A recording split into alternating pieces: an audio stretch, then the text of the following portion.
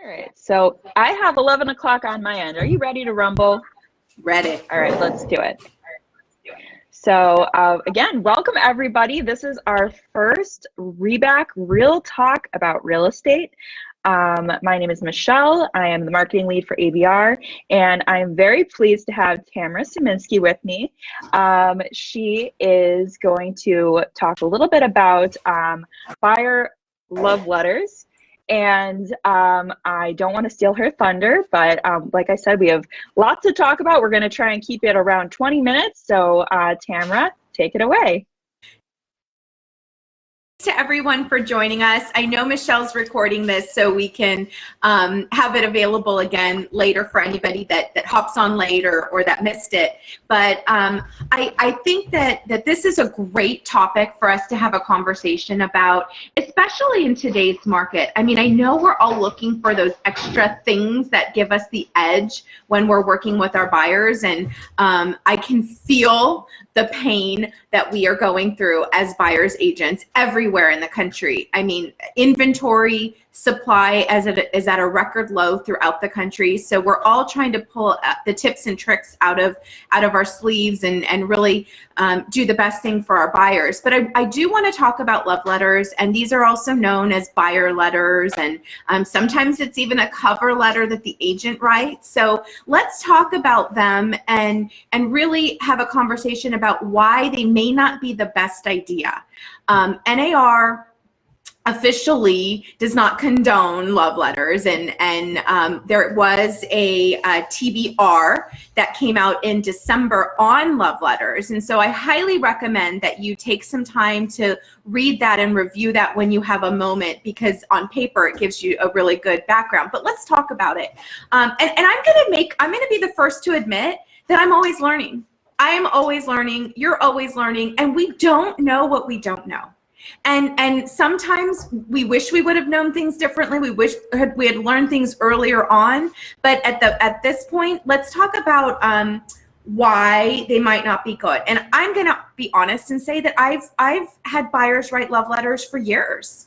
And I even taught ABR, and we talked about the different ways that agents can help their clients perhaps get offers accepted, and love letters were one of the creative ideas that many of our agents came up with. But let's pose a couple scenarios. I like scenarios, I like role playing, and maybe go over these different scenarios, and then let's look at it holistically with the big picture in mind.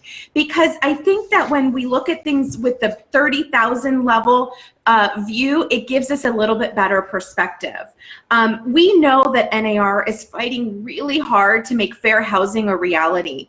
And our efforts are going to ensure that all of us know these important facts. So let's say, Michelle, I'm going to use you for an example. Okay, so you and I are realtors, and we're in the same market, and we're competing. So it's co-opetition. We cooperate, we love each other, but we still have to compete. Sorry. So you have a buyer, and I have a buyer, and I write my offer, and you write your offer. And Michelle, you didn't watch this video yet, so you didn't know any better, and you had your client write a love letter to the seller, okay? Now, your client's offer got accepted. How do you feel? I mean, probably excited. It's exciting, right? You think it's great. You got your client's offer accepted. It feels good.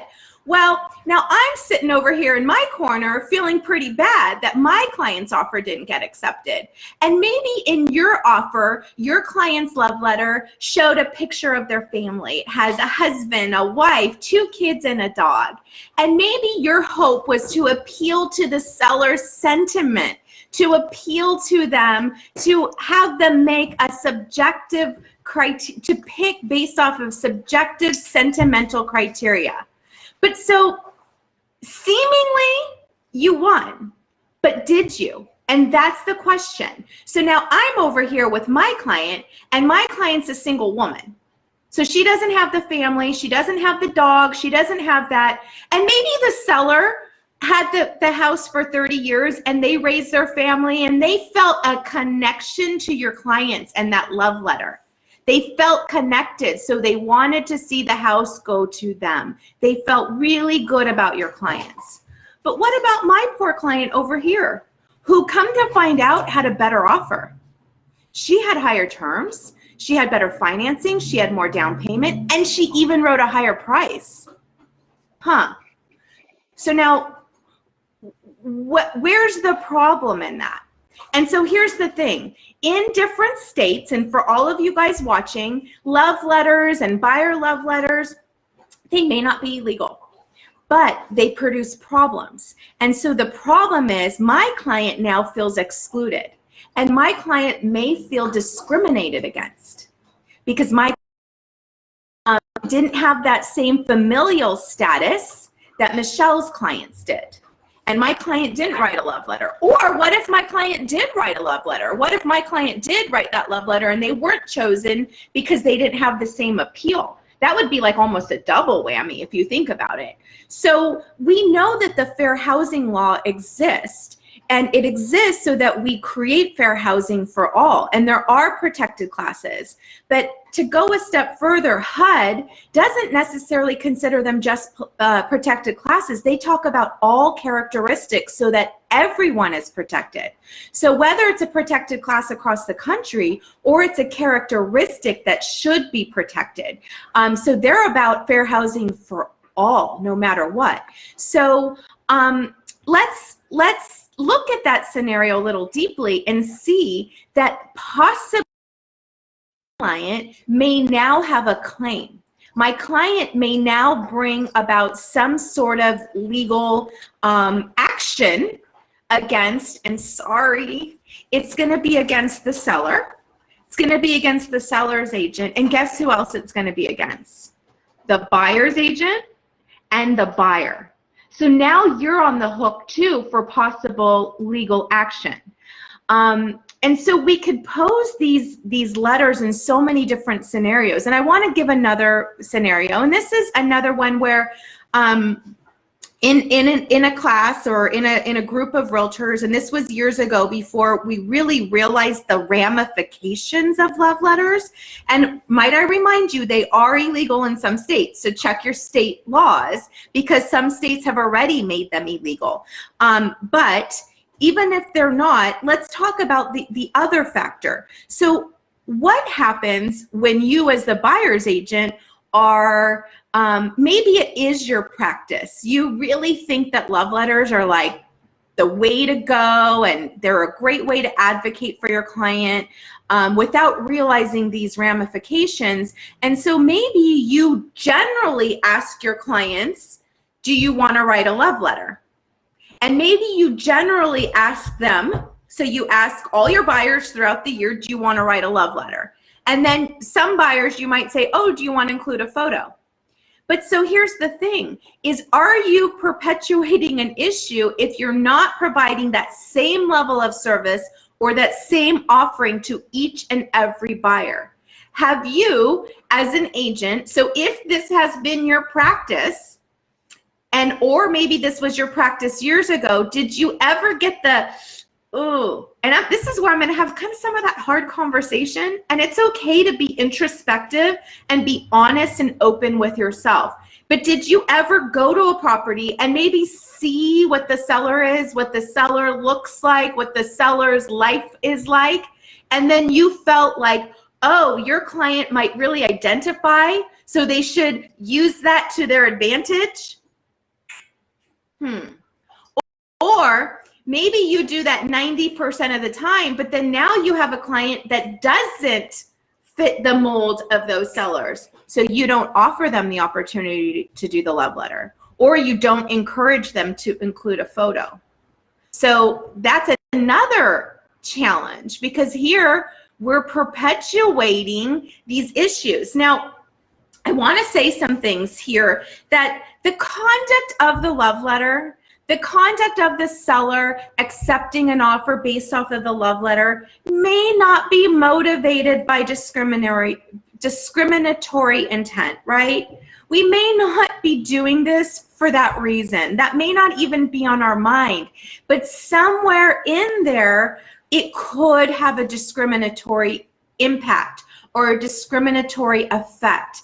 And that's why we just have to be so careful with all the things that we do, that we're not stepping on eggshells in, obviously with intention, we don't want to, but with the unintended consequence.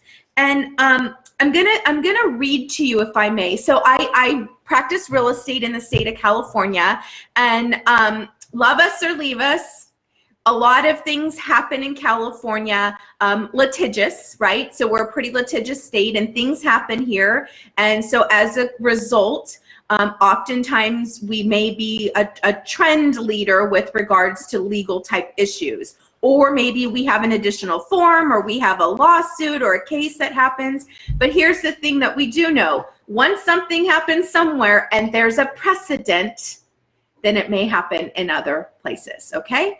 So we came out with, at our state association, a form called the Fair Housing and Discrimination Advisory Form. And it's a 2-page form that goes to all sellers at listing, all buyers at buyer representation agreement, and then it goes with the purchase agreement to both buyers and sellers. And it does address these love letters on there. So I just want to read it to you, because this is kind of a legal perspective, and I think it's important. And it does, this is like the first page, so it has a lot of explanation. California, we have 22 protected classes, but it covers this any arbitrary characteristics. And I questioned that, but I did a little more research, and HUD also talks about all the characteristics. So whether true protected classes, it's also saying that kind of anyone can be discriminated against for different reasons. So it could even be job. You could write in your love letter, my client's a doctor, and you think that that's amazing, and your sellers may have the offer accepted. But see, in California, occupation is a protected class, and maybe the seller had a bad experience with a doctor and hates doctors, and it backfires. Or maybe your client's an attorney, and well, not everybody wants to work with an attorney because they're nervous and scared, right? So these are things that we need to be basing it off objective criteria. So let me just read this to you all, because I think it's helpful. And it says examples of conduct that may not be motivated by discriminatory intent, but could have a discriminatory effect. And the number one thing, or prior to acceptance of an offer, asking for or offering buyer personal information or letters from buyer, especially with photos. Those types of documents may inadvertently reveal or be perceived as revealing protected status information, thereby increasing the risk of actual or unconscious bias, right? We have unconscious bias that we don't realize. Number two, potential legal claims against sellers and others. And that's when everybody gets roped into the lawsuit by the prospective buyers whose offers were rejected. And I got to tell you, as a seller's agent, I put in the comments now, please don't send me love letters. Don't send letters with your offers, because I don't want to see them. I talk to the seller clients in advance, like we're not gonna open up that can of worms. We're not going to open up Pandora's box. And I think I told you, Michelle, yesterday, I had a listing that that was really hot, right? Like every listing's hot, but this listing was hot. So we had back-to-back showings, and our seller had to vacate the house for like 8 hours every day, and she'd get a 1-hour lunch break. And so I got a phone call from a broker whose agent had showed the property. They loved it, so they want to write an offer, and they're asking for the scoop. And he said, oh, and by the way, the agent and his clients left a letter for your seller on the kitchen counter. And I was like, they did what? Homeboy say, what? You did what? And so why, how, what? So who's going to go get that love letter back? Who's going to go pick it up? And he's like, well, I can't make it. I'm out of town. And I said, so, okay, well, I'm going to race over there. So I dropped everything I'm doing. I raced over there to pick up the love letter. It was the lunch break. My seller had already found the letter and started typing me an email saying, uh-oh, we have a letter. What do I do with this? So it put her at risk. And now here's the thing. If we hadn't seen the letter and it had been sitting there open, oh, and by the way, it was like everything about them, their family, their love, all this stuff, and a nice family photo in it. So all that stuff. Now, how do all the rest of the buyers feel that are going through that tour and they see that letter? And if their offer doesn't get accepted, how are they going to feel? What if that is the offer that gets accepted? So are they going to feel like there was any bias, any discrimination, anything that is beyond objective criteria? So I see a question, and it's from Julie. Mm-hmm. Do you think we will ultimately remove buyer-seller names from offers? You know, that's a fascinating question, Julie. Some realtors that I know are doing that. They are doing that. And we typically, we haven't done that yet, but we typically just put, we put the name still. We're putting the name still. And, you know, honestly, maybe we shouldn't. Maybe we shouldn't. Because you're right. A name can be revealing, and that's part of some of the lending challenges that have come about and some of the work that NAR is doing in the financial arena right now with regards to any discrimination in lending practices. And sometimes names are revealing, and they're revealing for lots of different things, right? They're revealing for race. They're revealing for, you know, sex. Sex can be discriminated against, a man and a woman. Right now, HR 5 is in Congress. It's probably going to go to vote today, which would add sexual identity, and it would add other things to the equality for all, basically. And so hopefully that gets through it should get through the House, but hopefully it gets through the Senate as well, so everyone is protected. Okay, so I see some other questions. How do we remove personal info? So you would have to make, if you want to make this a practice as a listing agent, removing personal information, you'd still have to verify. So if you get proof of funds, obviously you need to verify the names on the funds and things like that. But first of all, you need to have the conversation with your seller ahead of time so that they know you're going to be doing this, so that you have an agreement that this is going to be the plan, and then you're consistent with the plan, you know, for everyone. Everybody gets that same plan. And then you could certainly we do a multiple offer cover sheet where we list all the objective criteria, and you would just remove the name. Or you would have to, if you're going to email PDFs, you'd have to block out that information before you send them the PDF. Or if you print it before you send it to them. When presenting an offer, we call them 1 and 2. We don't call them their names. They have numbers. Their names are on there, but they're numbers, and then we always reference them as the numbers. I'm in an area, so Tiffany, where 15 offers, yeah.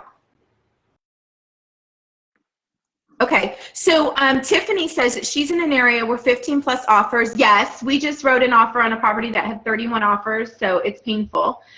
Some listing agents use a form where the buyer agent provides terms of offers and the actual signed okay, so that's another way to do it. So you guys can see that this is happening in practice. This is happening.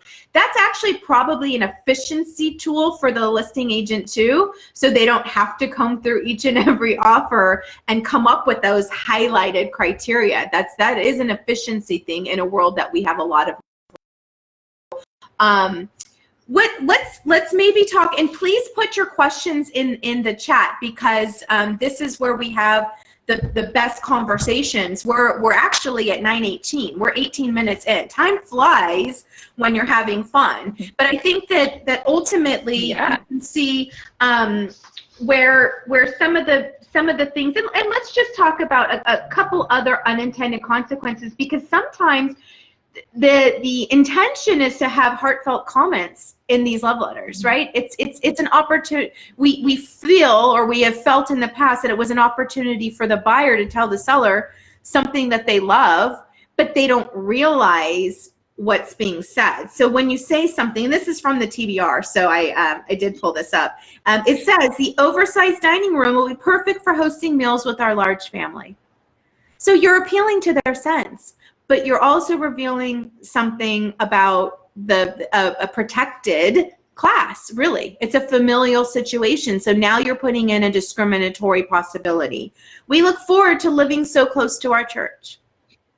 The single story layout will make it so easy for me to navigate my wheelchair. So even though our heartfelt rationale or our buyer's intentions are to be heartfelt and put some reasoning in there, that could backfire too, because maybe the seller doesn't relate to those things, or maybe they do relate and you get accepted. And Michelle, we said it felt good, right? You had your offer accepted, but does it feel good when later you get sued by my buyer? Nope. Not so much, right? Not so much. And I don't know about you guys, but I like to sleep at night. I'm here to do the right thing. I don't have tolerance for risk. I definitely don't. And if your client insists on writing a letter, then the recommendation is that you suggest that they have an attorney review it.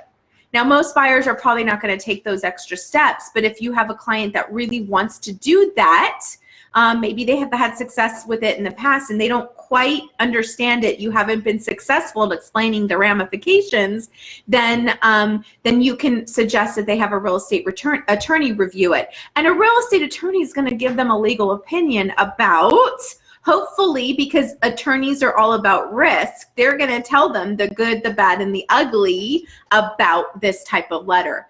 You can write a cover letter, a buyer can write notes, but the caution is you can't really go into profession, what I do for a living, any characteristics. You can really only say, I love your home. I love this home. I have to have it. I'm going to take great care of it. Those kinds of things are okay, because now you're not putting any subjective criteria in there. So that's the scoop there. Michelle, what else? I think we're at 9:20.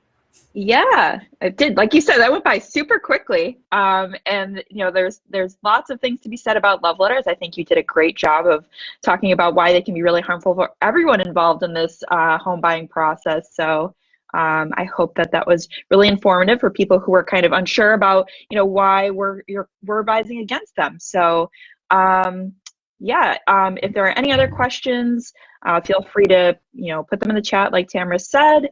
Also, like she mentioned, there's a whole issue about love letters in the December 2020 issue of Today's Buyer's Rep, which can be found in the member center at rebac.net, along with all of our other issues.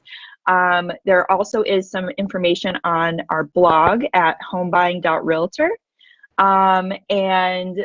There's, you know, again, tons of other great topics there for you to inform your buyers about.